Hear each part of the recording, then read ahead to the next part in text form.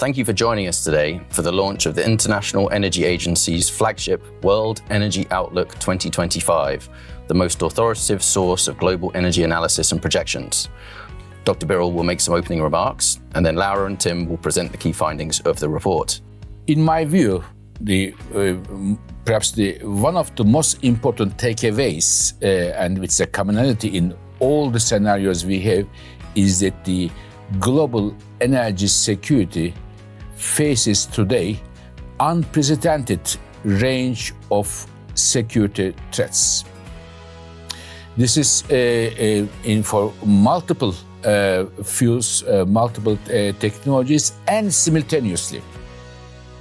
If I can give you a couple of data points or examples for oil, we talk about the sanctions for some exporting countries. For natural gas, Russia's invasion of Ukraine created a huge amount of uncertainty in the gas markets. For electricity, different type of uncertainty in terms of blackouts we saw in a few countries. And there also, in addition to this traditional energy security risks, there are also emerging ones, such as the critical minerals supply chains, where we see a strong concentration. So looking at all of this, the energy security risks around the world, for different fuels, for different technologies, we think it is for the governments, it is a key priority to see what kind of energy policies they put in place when we look at the next years to come, and how they are going to make these energy security priorities combined with other priorities they have, such as affordability of energy prices, competitiveness of their economies, and the climate change. One issue when I say energy security, I want to perhaps underline a bit boldly here, is the critical minerals. This is an area that IEA has been working since almost 5 years, maybe before many people in the energy world. We have put a lot of data, all the data on minings, investment projects, and demand consumption there. And we have been ringing the alarm bells that the critical mineral security may well be an important issue in the next years to come. And today, what we see is that these our heads-up calls are not anymore the IES call. They are not anymore theoretical, but we have seen in the recent months the export restrictions are a serious challenge for not only for the energy sector, but also for the other parts of the economy, car manufacturing, the AI, defense industry, and others. Here, when you look at our data, there are many things, the concentration that makes us worried. At the IEA, when it comes to energy sector, we believe concentration is not good, diversification is better. So therefore, especially in the refining of the critical minerals, we see a major concentration. Maybe one number from our report, and this is again in our databases, rare earth elements, a topic which is a lot in the newspapers, in the discussions, in the government agendas today. Today, rare elements, the 91% of the rare earth elements refining is happening in one single country. And seeing this big challenge, many countries push the button. A lot of rare earth elements refining projects are now in the pipeline. And when we look at all of them, we have all of them in our databases. When we look at all of them, when will they finish, which stage they are? Even if we assume all these projects have started or planned, are implemented successfully, this 91% of the share of one single country in the rare earth elements refining will go to 75% only in 10 years of time. So from 91 to 75% in 10 years of time, still a big concentration of rare earth elements refining in one country. This is one of the issues in the energy security we highlight in our report, in addition to all other energy security challenges. And we say energy security is now similar or at the same level like the economic security and national security in many cases. I chose 5 highlights for you, in my view, some of the key findings of this study. One of them is, our world is thirsty for energy, for better lives, more productive lives, more healthier lives, and energy demand, energy services, demand for energy services will increase. But we are seeing some new driving countries coming in the picture in terms of the global energy demand. Who are those countries? Until recently, we have seen China was the major driver of global energy demand growth. And slowly but surely, China will be replaced by India, Southeast Asia, Latin America, and a few other emerging countries. So none of these countries will be alone replace China, what China is today, but as a combination, they will be the drivers of global energy demand growth in the next years to come. It shows in all of our scenarios, and my colleagues have documented this in the best way. A second finding, and which this is also very exciting of coming from this World Energy Outlook, is the following. It's about electricity. Since years, IEA has been saying that the electricity demand is growing very strongly among all the fuels. And recently we said the world may enter the age of electricity. And looking at the data today in the World Energy Outlook, I think we can comfortably say that the age of electricity has arrived. We will still use oil, we will still use gas, but the growth of electricity demand is spectacular.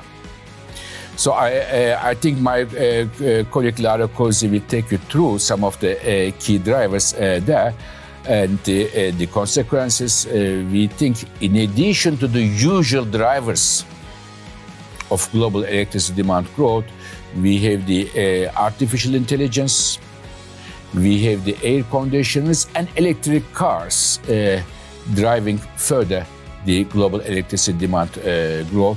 And we are going to see that even though the electricity accounts about 20% of global energy today, we shouldn't forget that the electricity supplies energy more than 40% of the global economy.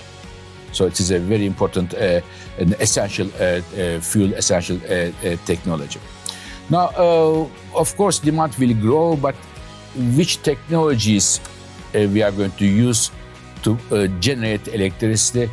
Solar is going to play a pivotal role here, solar energy, big growth coming from solar. It is also important to see that the bulk of the electricity demand growth will come from the countries where we see a huge amount of solar radiation. They are solar-rich countries or solar potential-rich countries, and we see solar electricity will play an important role here, together with other renewables such as the wind or geothermal or hydropower. Nuclear, as we have said some time ago, nuclear is making a strong comeback. Of course, natural gas and other traditional fuels play an important role, depending on the country and depending on the scenario. In terms of oil, our different scenarios provide different pathways for oil demand growth. I think my colleague Tim Good will tell you more about this. When we look at our scenario, the newly introduced current policy scenario, which is based on the policies legally enacted as of today, when we look at this scenario, we see the global oil demand rises in the next 2.5 decades. When we look at another scenario, for example, our stated policy scenario, which considers the policies which are in the pipeline to be implemented, we see global oil demand growth stops around 2030. Between those scenarios, I think there are many factors bring this difference. I think the main difference will be the rate of electrification of transportation sector. It's a very important sector, transportation, about accounts, I think, about 45% of the global oil consumption. So therefore, how the electrification of the transportation takes place, especially countries beyond China and Europe, will determine the shape of the oil demand growth. As of today, the world consumes around 100 million barrels a day of oil, and there are some sectors that see growth in all of our scenarios. That's led by industry, particularly the use of oil products as petrochemical feedstocks. That's an area which sees growth also in the net zero scenario. But there's aviation, there's shipping. There are also some sectors that see declines in both scenarios. And one of them is the use of oil for power, particularly in the Middle East, where it's been swapping out in favor of natural gas and renewables, but also the use of oil for heating, where it's losing out to electricity and again to natural gas. But it's all about what happens in that road transport sector. As was mentioned, it's almost half of global oil demand. And that's where we see the big difference, because whereas in the current policy scenario, we don't see overall much change over the next 10 years. As you can see in the stated policy scenario, that's the sector where declining consumption brings us down to, in 2035, to around the levels that we saw last year. And most of that difference is to do with what happens to EVs. Wanted to say a few words also on the outlook for gas, and highlighting that topic that was picked up by the executive director, that wave of LNG. Now, we've been highlighting in the World Energy Outlook already for a number of years that we expect to see a lot of new LNG coming to market. But that wave of LNG over the last 12 months has got considerably bigger. 2025 has been a really remarkable year for approvals of new LNG export facilities. So this year we've seen almost 100 billion cubic meters worth of new export projects approved. That's only just short of the all-time record we saw in 2019. And just to give you a sense of how big 100 BCM is, that's all of the LNG that's imported by Japan. And Japan's the second largest global importer. Thank you, Pietro. So, first of all, if you look at past data, it's already very clear that electricity demand is growing at a faster rate than energy demand. It was a ratio 2-to-1 over the past decade. And because of how the economy is changing and relying increasingly to electricity, because of electrification efforts being on transport, being on heating, because of digitalization and the rise of AI, we are actually seeing electricity becoming much more important for our economy. Sometimes we say the electricity accounts for only 20% of final energy uses and therefore is not as critical. Actually, our analysis shows very clearly that in all scenarios, by 2035, sectors accounting for more than half of the global economy will be dependent on electricity. So our global economy will thrive if we are able to provide affordable, reliable sources of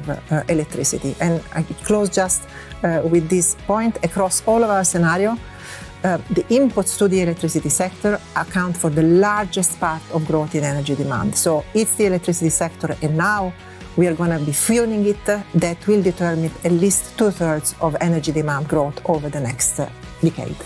I think there are a few elements that have gone quickly in the energy sector, such as renewables. Our latest analysis shows that by 2030 we're actually seeing or going very close to the tripling of renewables by 2030, but at the same time emissions have remained high, and other parts of the energy sector have not moved as quickly. For example, energy efficiency has not improved as fast. Hydrogen projects have not been deployed as fast as we were suggesting 5 years ago. So we have updated fully our net zero scenario, and what I think the key point is really understanding that with what has happened over the past 5 years, with the sectors that have gone in line and what the sectors that have gone more sluggish, it's now if you want to keep limiting temperatures to 1.5, we will still see an overshoot, and we will need an increasing amount of